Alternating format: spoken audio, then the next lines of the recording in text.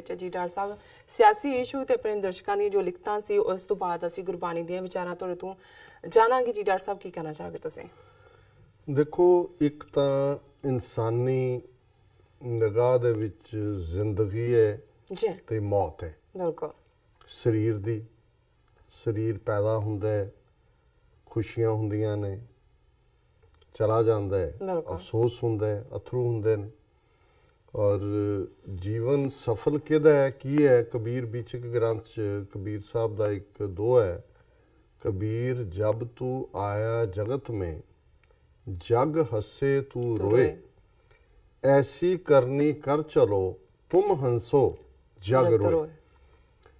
कि जदों ज़ाहिर है कि बर्थ बच्चे दी कराई जिहड़ी है वो जरूरी हुंदी है और इस गल नूं हुंदा है कि ठीक है सब कुछ कि दुनिया च आमद वेले तो तू रोंदा सी ते दुनिया तेरी आमद नूं सैलीब्रेट करदी सी। तेरी जिंदगी इन्नी परपजफुल होनी चाहिए है कि जदों तू दुनिया छड्डे तू हसे कि भी मैं जिंदगी ठीक बिताई है और दुनिया रोए कि भाई एक भला इंसान साडे चों चला गया। एक तां ये पब्लिक इमेज दी है। दूसरा जिंदगी जां मौत, जिस नूं संत जरनैल सिंह खालसा पिंडां वालियां दे शब्द बहुत सारे घरां दे विच सिख घरां च अज भी तुहानूं नज़र आउणगे उन्हां दी पिक्चर दे नाल।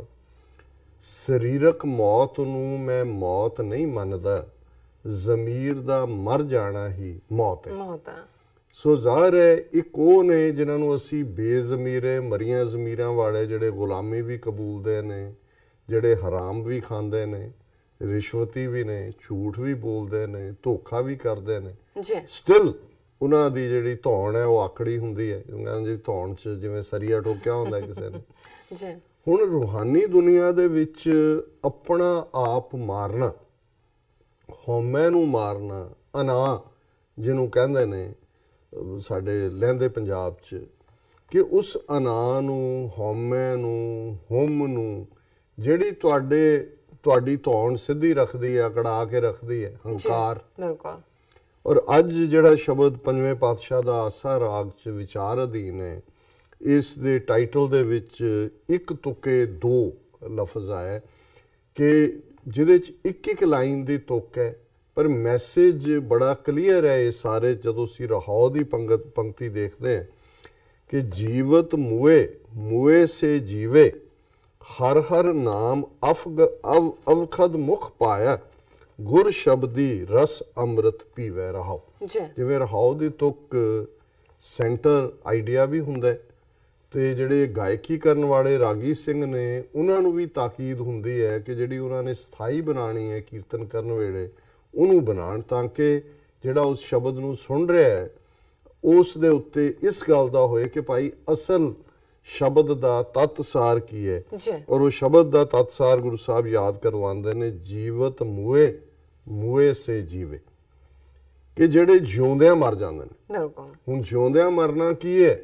अपनी अना नूं मारना, अपनी हौमे नूं मारना, अपनी ईगो नूं मारना। सो गुरु साहब कहंदे ने कि जेड़े जिउंदे मर जांदे ने, अपनी हौमे नूं मार लैंदे ने, मुए से जीवे। ਜਿਹੜੇ इस तरह की मौत मरते हैं असल च जिउंदे ਉਹੀ ने, क्योंकि अपनी हौमे नूं मार के जदों तुहाडी जिंदगी शुरू हुंदी है ਉਹੀ असल तुहाडी जिंदगी हुंदी है।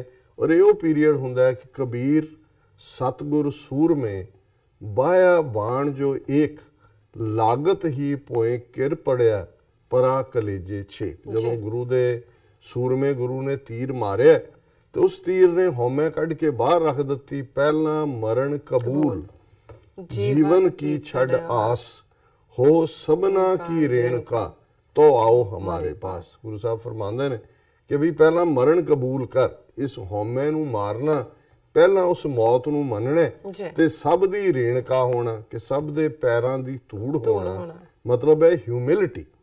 और यही गुरु साहब ने याद करवाया कि जीवत मुए, जिउंदियां मरना, जिहड़े हौमे मार लैंदे ने उही जिउंदे ने, हर हर नाम अवखद मुख पाया। अवखद कहंदे ने औषधि नूं, दवाई नूं, मैडिसन नूं, कि जदों हौमे मर गई मानो उन्हां दे अंदर फिर वाहिगुरू दे नां दी दवाई जिहड़ी है वो आ गई।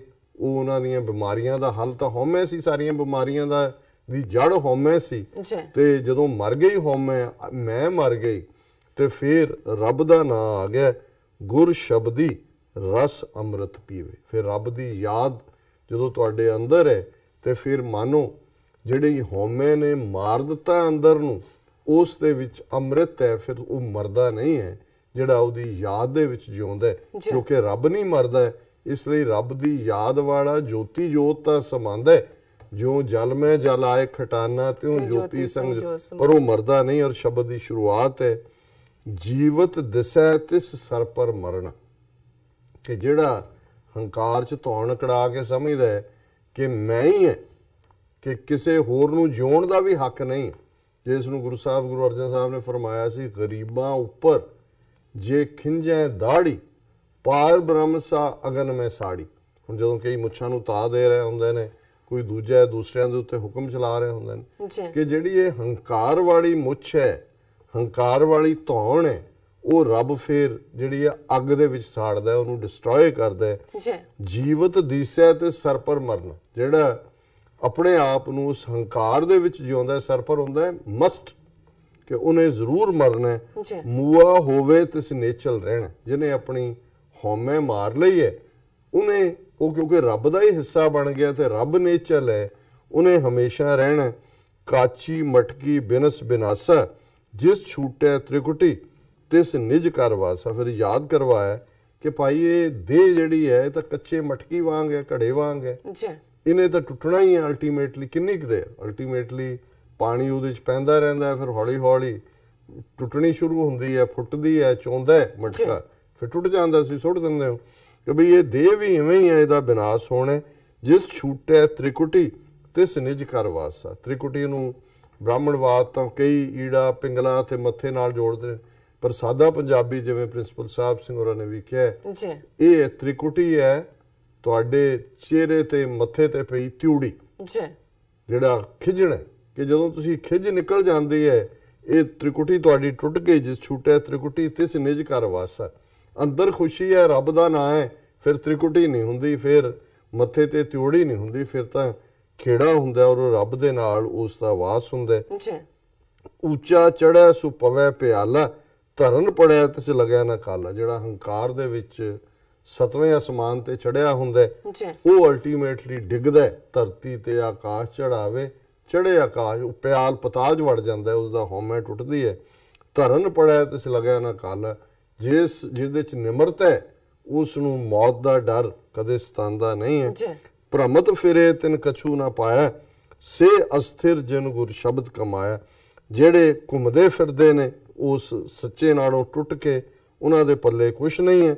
ਔਰ ਸੇ ਅਸਥਿਰ ਜਿਨ ਗੁਰ ਸ਼ਬਦ ਕਮਾਇਆ, ਜਿਨ੍ਹਾਂ ਨੇ ਗੁਰੂ ਦੇ ਸ਼ਬਦ ਤੇ ਅਮਨਾ ਕੀਤੀ ਹੈ, ਉਹ ਹਮੇਸ਼ਾ ਉਸ ਅਸਥਿਰ ਵਾਹਿਗੁਰੂ ਵਾਂਗ ਅਸਥਿਰ ਹੁੰਦੇ ਨੇ। ਜਿਉ ਪਿੰਡ ਸਭ ਹਰ ਕਾ ਮਾਲ, ਨਾਨਕ ਗੁਰ ਮਿਲ ਭੈ ਨਿਹਾਲ। ਪੰਜਵੇਂ ਪਾਤਸ਼ਾਹ ਪਰ ਫਰਮਾਉਂਦੇ ਨੇ ਕਿ ਉਹਨਾਂ ਨੂੰ ਫਿਰ ਇਹ ਸਮਝ ਆ ਜਾਂਦੀ ਹੈ, ਜਿਉ ਪਿੰਡ, ਰੂਹ ਵੀ ਤੇ ਸਰੀਰ ਵੀ, ਇਹ ਸਾਰਾ ਹਰਿ ਕਾ ਮਾਲ, ਰੱਬ ਦਾ ਹੀ ਦਿੱਤਾ ਹੋਇਆ। ਨਾਨਕ ਗੁਰ ਮਿਲ ਭੈ ਨਿਹਾਲ, ਤੇ ਉਹ ਪੰਜਵੇਂ ਨਾਨਕ ਫਰਮਾਉਂਦੇ ਨੇ ਕਿ ਉਹ ਰੱਬ ਦੇ ਨਾਲ ਮਿਲ ਕੇ ਦਿਨ ਔਰ ਰਾਤ ਨਿਹਾਲ ਨਿਹਾਲ ਨਿਹਾਲ ਹੀ ਹੁੰਦੇ ਨੇ। ਤੁਹਾਡਾ ਬਹੁਤ ਬਹੁਤ ਸ਼ੁਕਰੀਆ, ਤੁਸੀਂ ਅੱਜ ਦੇ ਅਹਿਮ ਇਸ਼ੂ ਤੇ ਅੱਜ ਦਾ ਵਿਚਾਰ ਸਾਡੇ ਦਰਸ਼ਕਾਂ ਨਾਲ ਸਾਂਝਾ ਕੀਤਾ। ਇਸ ਤਰ੍ਹਾਂ ਆਪਣੇ ਵੀਰਸ ਕੋਲ ਲੈਣੇ ਇਜਾਜ਼ਤ। ਵਿਊਅਰਸ, ਸਾਡੇ ਪ੍ਰੋਗਰਾਮ ਦਾ ਸਮਾਂ ਇੱਥੇ ਸਮਾਪਤ ਹੈ। ਤੁਸੀਂ ਆਪਣੀ ਰਾਏ ਤੇ ਸੁਝਾਅ ਸਾਨੂੰ ਭੇਜਣਾ ਭੁੱਲਣਾ ਸਾਡੇ ਇਸ ਪਤੇ ਤੇ sos@tv84.tv ਤੇ ਅਸੀਂ ਆਪਣਾ ਪ੍ਰੋਗਰਾਮ ਲੈ ਕੇ ਫਿਰ ਦੁਬਾਰਾ ਤੁਹਾਡੇ ਸਾਹਮਣੇ ਹੋਵਾਂਗੇ। ਤਦ ਤੱਕ ਲਈ ਮੈਨੂੰ ਤੇ ਆਪਣਾ ਸੁਣਾ ਗਿਆ ਦੋ। ਦੇਖਦੇ ਰਹੋ TV84, ਬੁਲਾ ਦਿਓ ਫਤਿਹ। ਵਾਹਿਗੁਰੂ ਜੀ ਕਾ ਖਾਲਸਾ, ਵਾਹਿਗੁਰੂ ਜੀ ਕੀ ਫਤਿਹ।